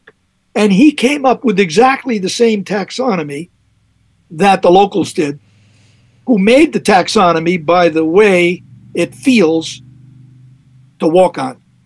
What's my point? There are aspects of reason and science that we cannot imagine, that exist that we can't imagine.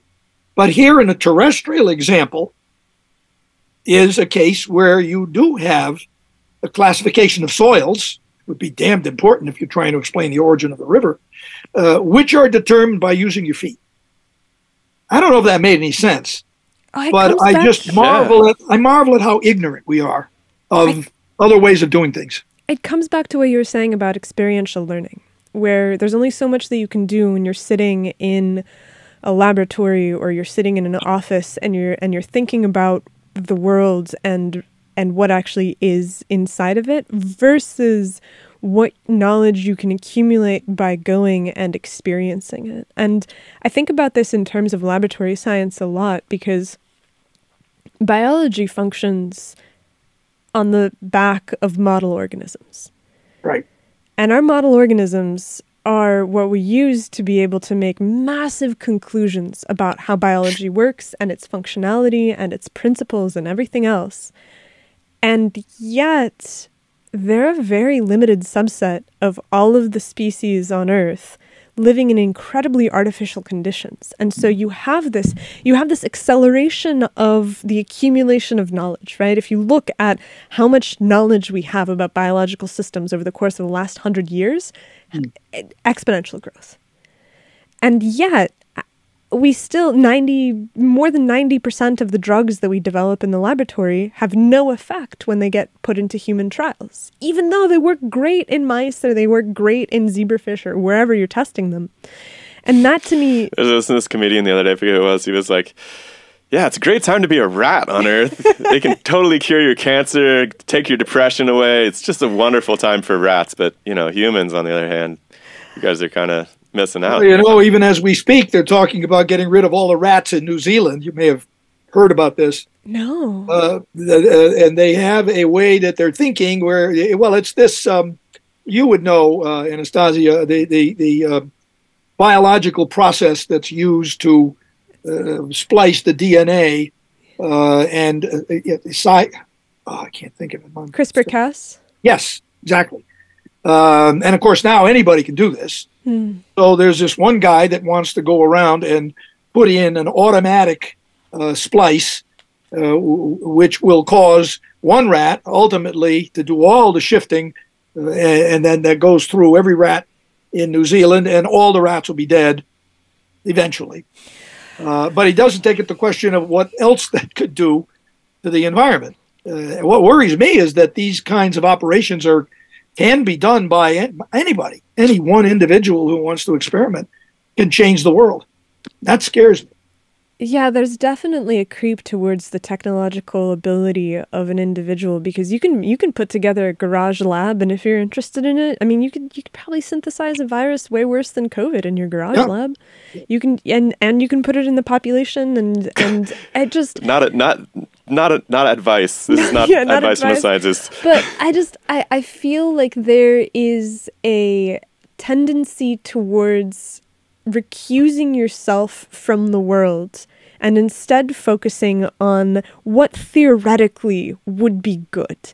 It would theoretically be good to get rid of all of the mosquitoes in Florida, and I think they actually did this gene drive. Yes, gene drive. They've actually started doing this where mosquitoes are a nuisance, they carry viruses, let's get rid of this species of mosquito that is going to cause problems. And anyone who's standing on the outside of that is looking around and horrified because we know what happened. So when the trappers showed up to the west coast of the United States, they hunted and killed all of the beavers, all of the otters, everything, and it functionally collapsed the ecosystem on the west coast in a way that we're still recovering from. So I remember. It's so funny, too, because there's all these towns around here named Beaver this, Beaver that. I've never seen a beaver once, and I spent a lot of time in the woods, Yeah, there was... I used to guide in the Pacific Northwest, so I would take people on backpacking trips and mountaineering trips, and as part of that, I had to learn a lot of the mythos of the anthropological and environmental stories of Oregon. And it turns out that when the British trappers realized that they were going to lose possession of the land to the American trappers, they systematically went through and they exterminated all of the beavers so that they couldn't make money off of them. And so it was basically a genocide of these fur-bearing mammals to prevent the capitalists from exploiting them. And at the same time, the salmon fisheries were worried that the otters that were coming up the Columbia River were eating all of the salmon, and so they were lowering the harvest rates. And so they also exterminated all of the otters. And when they exterminated the otters, the kelp forests off the coast collapsed, which then meant that the salmon that were coming in didn't have this buffet where they could gorge themselves before starting to go upriver. You have a wholesale collapse of salmon harvests, and now everybody's sitting around, you know, with their thumb in their ear trying to figure out how they're going to fix that. And yet in Florida, they're trying to get rid of the mosquitoes, as if we're repeating history in a way that is not at all investigating even our own recorded history. Mm-hmm. And it seems like that is the story of technological collapse, right? Where it's you do stuff and there's not an examination of why you do it and what the effects will be. And we just kind of accept it because, like, you're right, we're addicted to technology. We believe that technology will be the answer. We don't go out into the world and really no one is going around and looking to see, okay, who's eating the rats? What are the rats doing? What plants are they pollinating? What are they doing to the soils? What is the effect of the rats? And what will happen if we get rid of them? It's the simple, we have a vermin, we need to exterminate it. And I think that flows from laboratory science, where you live in a laboratory, you have this constrained model condition. It's control, yeah. Yeah, it makes us feel very powerful, right? The technology makes us feel safe and powerful. It does. It does. Well, I think this comes in the biological realm, which is not the physical, but I think it worries me more than, well, even the global warming, because there you have one person that can destroy the world. And it puts us back into consideration of how we reclaim these other metaphysical maps, these ways of examining our behavior in a wider meta sense, this myth essentially.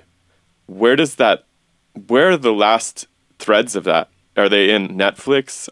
When I was a kid, I found all of my maps of meaning inside of music, lyrical music, you know, and I went deep into the past, and I just was hungry for finding meaning, understanding how to live life, really how to live. That's what I love about folk music. It really strives to teach you, well, mostly how not to live. Actually, it's mostly sad stories of what not to do. Very sad stories, yeah. But where does that live in the future? Where do those maps live? Yeah, well, I hope that was a rhetorical question. Yeah, I don't know. How do you answer these? You know, how do you respond? It's to me, it's a very sad situation. I think this discussion makes me feel even more powerless than I felt before. Oh, I'm sorry. Yeah, that's the horrible thing. Not at all. I'll get over it. I'll have a beer later. I mean, it's hard because the thing that we're trying to do here, I'm struggling with this too in teaching this cosmology course right now, is that it really deflates people's. It just really deflates people to take the magic, to take the mysticism out of things. And that's not at all what I want to do, because I think that mysticism in the form of myth is really wonderful in that it describes how we should behave, because there are consequences if we behave with impropriety in all different domains of life. But it's very hard because when you peel it out of the science, when you really take a hard look at what's happening and how we understand things, you have a tendency to really depress people. And it makes for a really difficult podcast too, because we don't want to be breaking hearts. It makes for a very difficult lecture. I don't want to take the magic away from people. I want to find a way to put it into a different bin so it's not contaminating our objective sense of what's happening at the same time. And I'm always struggling with ways to do that. It bums me out that, I'm sad to hear that this makes you depressed, this kind of discussion, but I understand that that's natural as well.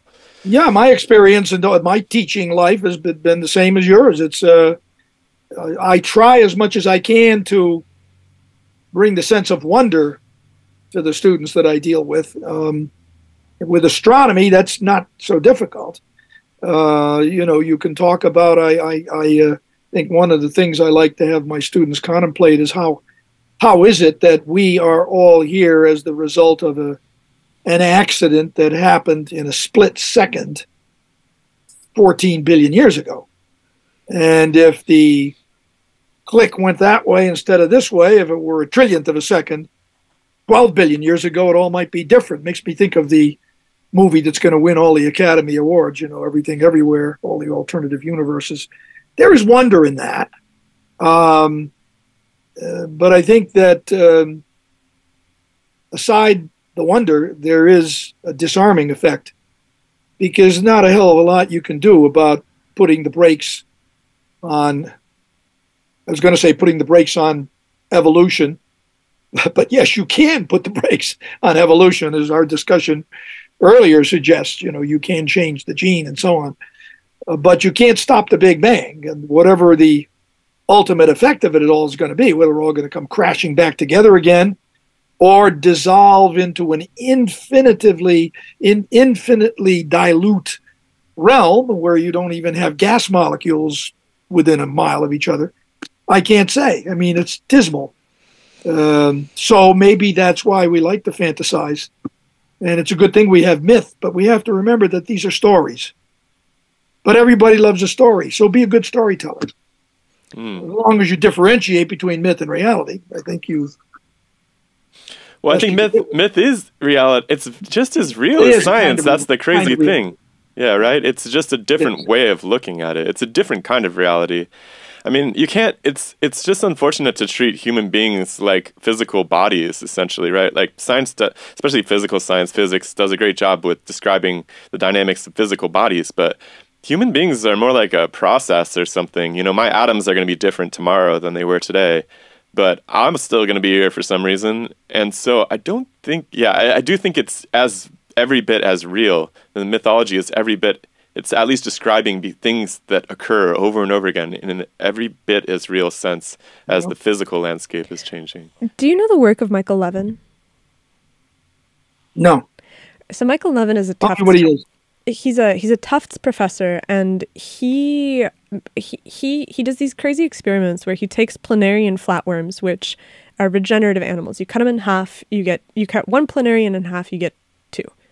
And he realized that there is something very weird that happens when you induce a very specific kind of electrical stimulation when the planarian is regrowing, where you can change its body plan. And so instead of regenerating the exact same planarian, you regenerate one with two heads. And they're fine. They seem fine. They behave the way that a normal planarian would. But the weird thing is that after this initial application of the electrical field, and you remove it, you have a two-headed planarian, you cut it in half, and you will forever get two-headed planarians. Huh. The DNA is the same. All of the foundational physical molecules are the same. But because of this shift in conditions at the time of formation, something is encoded somewhere that has now permanently altered the identity of the planarian. And I feel like what he's really reaching at, because he has these very deep philosophical quandaries that this presents, because that means that if you change the state of the cells will be different from what they were before, and they will behave differently, and they will organize themselves differently. And I think that this is kind of what we're circling around, which is that the equivalent electric field inside the human mind is the mythological field. Is this idea of what we could be and who we are and what we will be, and we live to fulfill that. I think about the way that 1984 is this template for the future.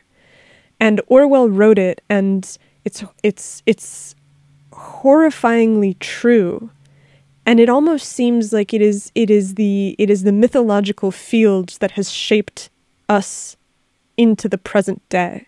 And when you look at cosmology and you look at astronomy, these are the places where we tell the stories of the cosmos and our place in them and what will happen to them and what will happen to us. And foundationally right now, our story of the Big Bang to the Big Crunch is a story of dystopia. We are born, we are formed, we will die, and it is inevitable. There is nothing beyond it. It is finite and fruitless almost, because if you look at cosmology and the end result is a distribution of gas molecules miles apart from each other, what is the point? What is the point? It's a relatively modern cosmology, I should point out, too. Most people had a pretty eternal view of the universe until it was pretty split through most of the 20th century. Yeah. So here's a question. Are there cultures that have a similar cosmology that you've run across, which is that the end is just this utterly dystopian loss of communication and loss of ability? Not that I know of. No. I mean, we have opened the box of Pandora. Now we got to deal with the contents.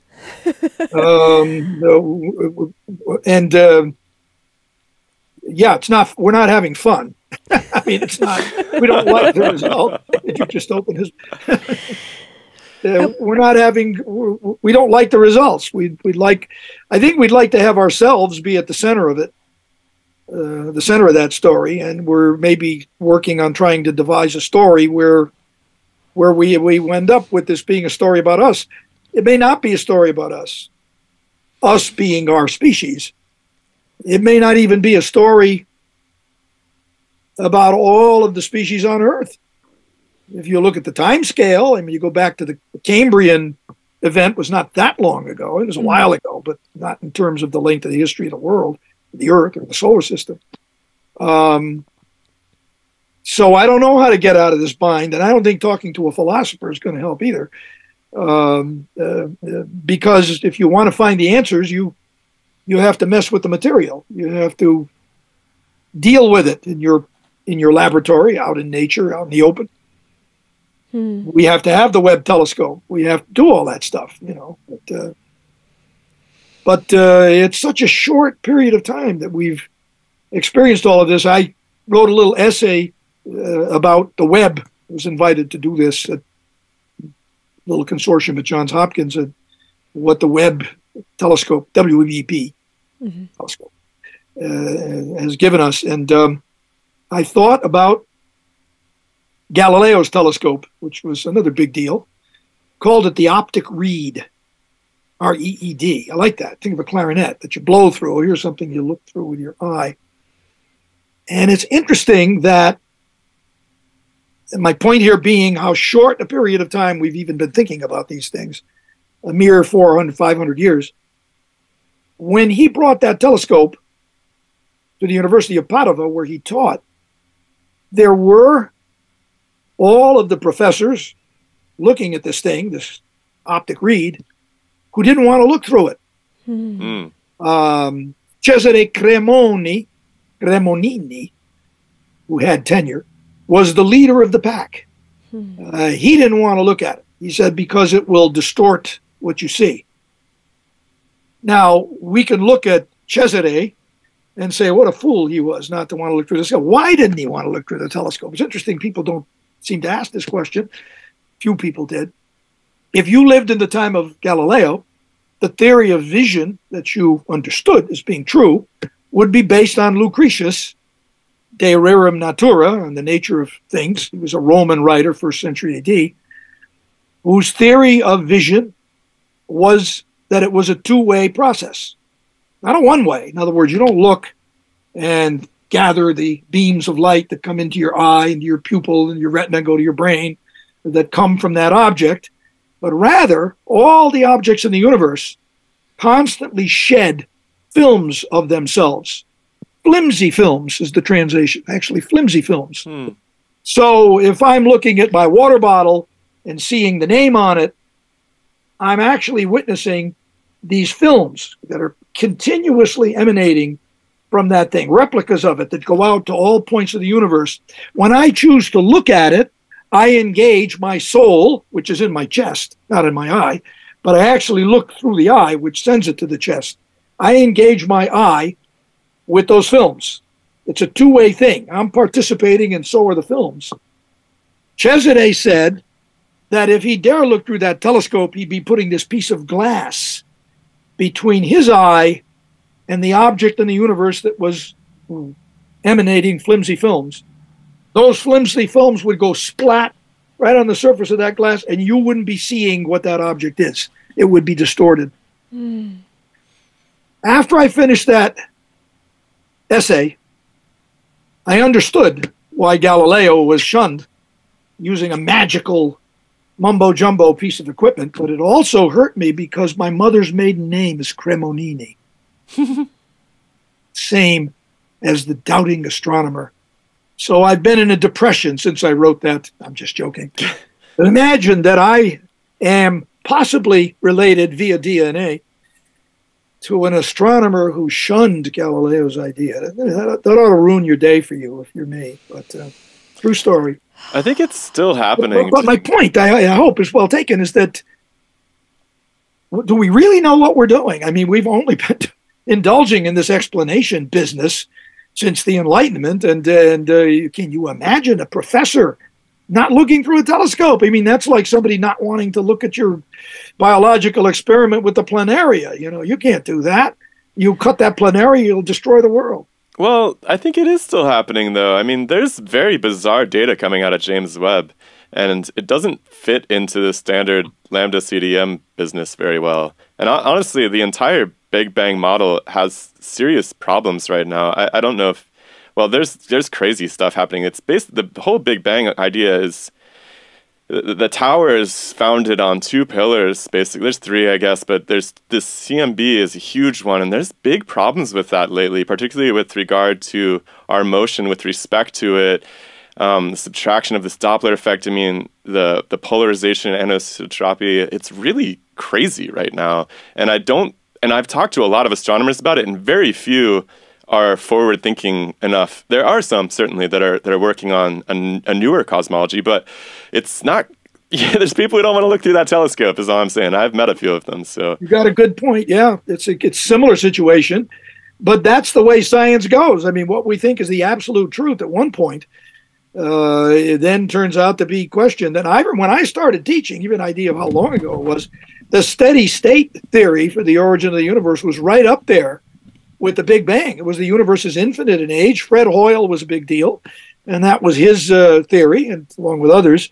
And the universe is infinitely old, and the expansion, oh yeah, there's an expansion, but it's caused by spontaneous creation at points universally throughout the universe, and these points where matter comes into existence at these points pushes all the other matter outward, and that's what causes the expansion.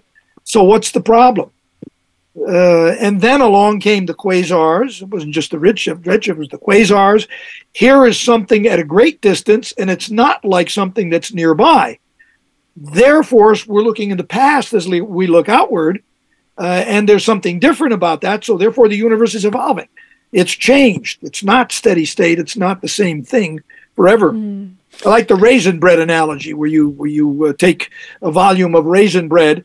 In the steady state raisin bread, as it rises, all the raisins get farther apart as you bake it, but then new raisins come into existence. So if you slice the raisin bread at any time, it's always going to be the same. Not so in the Big Bang, where the raisins get farther apart. And the more it expands, you slice it, you get fewer raisins. Great analogy, particularly if you bring the raisin bread into class and show it. But I think that the shift away from the steady state was, I want to say that it was mythological, in part, right? Because you can take any number of observations. Since you're an astronomer, you probably know Halton Arp. Of course. And his Atlas of Anomalous Galaxies. Speaking of quasars. And so anytime that you look at the Big Bang explanations, there are a host of people that are pointing out problems with the interpretation. Right. And so to me, it feels not like a shift in what is true in the universe where we have approached reality more closely. It's a mythological shift in the way that we see the world. And it's a shift towards this pessimism that I think is a choice that has been made in the sciences that is significant, and I don't totally understand it. I don't know if it's pessimism. I'm kind of a fan of Thomas Kuhn, who talks about the difference between journeyman science and then great paradigm shifts. A big paradigm shift, would have been, in the case of this discussion, of the Big Bang and the discovery of quasars. And all of a sudden, it's all Big Bang. And then everybody does their journeyman's work. We all work on little teeny problems that have to do with Big Bang cosmology until finally some observation is made, more people jump on the bandwagon, and you get an overturn and the paradigm changes. I don't think pessimism is, unless I'm not answering your comment, I don't think it's got much to do with being pessimistic or optimistic as it is the way things work. You get the paradigm, and then all of us lesser individuals who can't create big ideas go working on the paradigm. And so I will do the spectroscopic study of early type stars in one region of the galaxy and see how that works out in support of the Big Bang theory. Of course, I've got that theory in the back of my mind. But then some genius, like Chip Arp, comes along and changes it a little bit. And then people go back and say, he was right. He said that about 40 years ago. He might have been right. 40 years from now, it'll go back and forth. It's like the tides. Mm-hmm. They come and they go. Sometimes there's an ebb. Sometimes there's a flow. Sometimes you get a big tide or a neap tide, an extraordinary tide. But I think it's just the way science works, the way scientists work. It's really interesting that our biggest ideas, like cosmological ideas about the whole universe, are depending upon data whose noise levels are totally unimaginable in a laboratory setting. Like they're the most distant, farthest signals that we're putting the biggest interpretations imaginable on. And so it's inevitably something that's very shaky to begin with. It just feels so mythological to me. Like, we treat cosmology as a science, but I feel like it's less of a that's science. That's a new idea. And yeah. It was not a science until like the 1960s. Yeah, and so there's this tendency to treat it as a hard science that is equivalent to what you can do in the laboratory, or what's equivalent to what you can do when you're walking around the river delta with your feet. Go ahead. Well, I don't know. I mean, you certainly can do very precise spectroscopy. You can measure wavelengths and redshifts. It's as much an observational science as any other science is. Well, it's the distance ladder? Yeah. So just this idea that the things that are close by to us, we have a pretty serious, direct basis for our statements about them. We can measure parallax of nearby bodies. But the further we move out, the more that our estimates of what's happening depend on our theories of what those objects are in the first place. And so when we get into the redshift world of distances, I mean, God only knows what other causes of redshift there are that we haven't thought of so far, and that could completely undermine our entire understanding. It's just there may be. I'm not that up on my astronomy since I converted, but yes, I think there are uncertainties there. Of course, I have to point out that if you want to get down to the sub microscopic world, and get into the realm of quantum physics, you've got subatomic particles, and we're searching for a theory of everything, and so far we got nothing. So that you get that nothing, you don't know nothing, as my dad would have said years ago, when you get down into the microcosm as well as in the macrocosm. So we're sort of somewhere in the middle. Most of the cultures of the world didn't care to explore those things. It didn't have any impact on whether the corn crop is going to grow. So we call them primitive because they weren't interested in the stuff that we're interested in.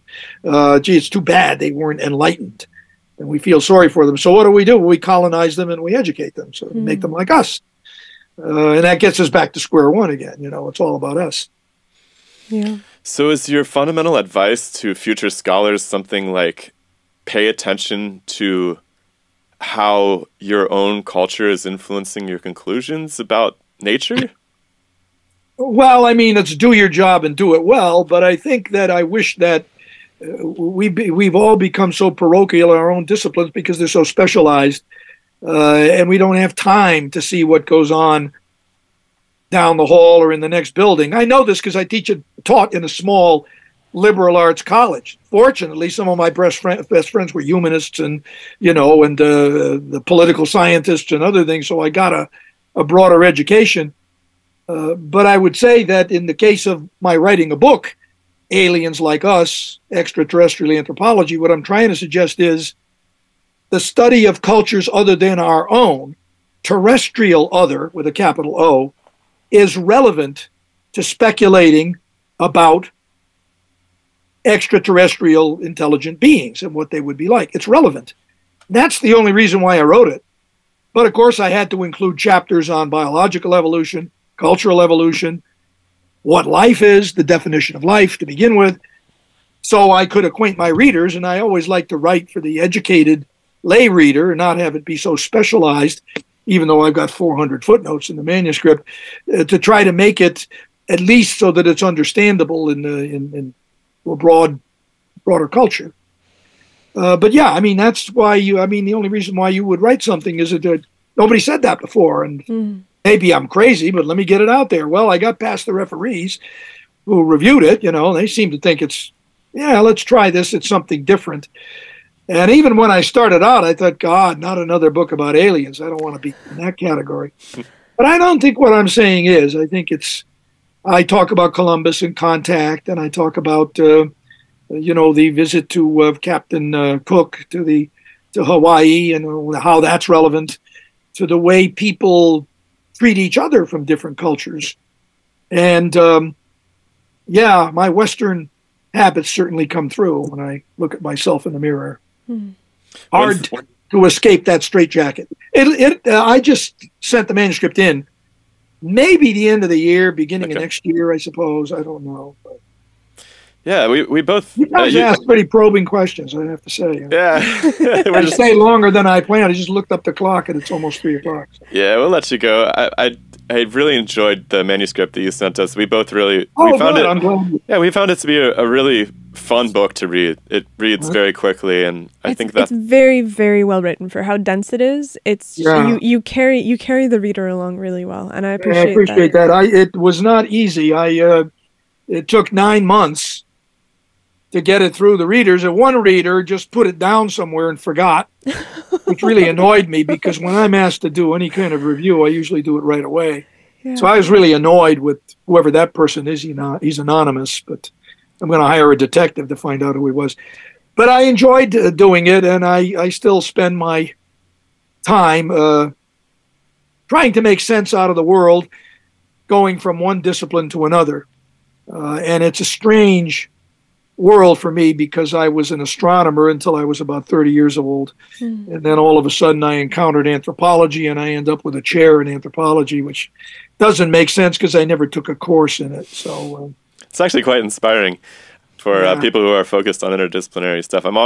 We talked to Adam Frank, who's moved around a bunch of different disciplines. He's a good friend, yeah. Oh, cool. Yeah, he's been through a lot of different disciplines as well, and so I'm inspired. I have too. I started out in biology and moved into physics, and now astronomy, and so I think that's what's really down the road for you two? Are you you're not going to do this the rest of your life, or are you going to go back to teaching?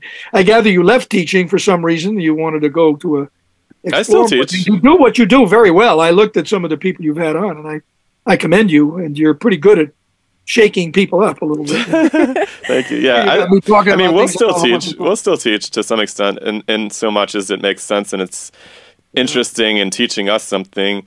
But we're working on our first book right now. We got a little bit of funding to do that, so we have basically a year to work on that, and we're really excited. What's it about? It's called "Learn to See in the Dark: The First Proceedings of the Scientific Underground." Of the scientific underground. Yeah, so we're kind of imagining the next 10 scientific revolutions. What could be, what could be, what things are on the ropes, and what might we expect in the future. And it's also who's publishing. It's also a book about why science. Like what are the parts of it that work? What are the parts of it that don't? And what does science in the future have to look like in order for it to be something that allows us to incorporate both reason and myth, which is why we've been asking so many of these questions, because it's a question of why, and after you have the why, then it's the question of how. Yeah. Well, that's clearly directed along the lines of what you're writing about.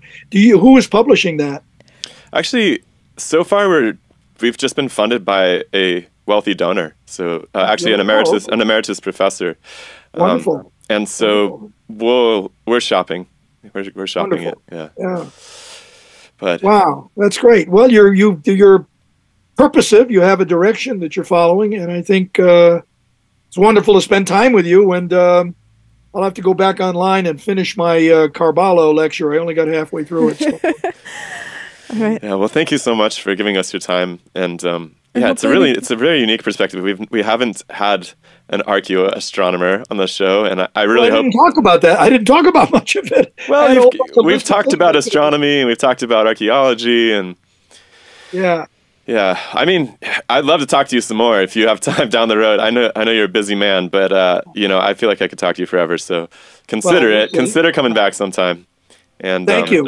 In the Thank you. meantime, yeah. It's been a delightful couple of hours, and you made my day. I'm Thank all you. energized. All right, good. I'm glad you're not depressed anymore. Oh, you cured me.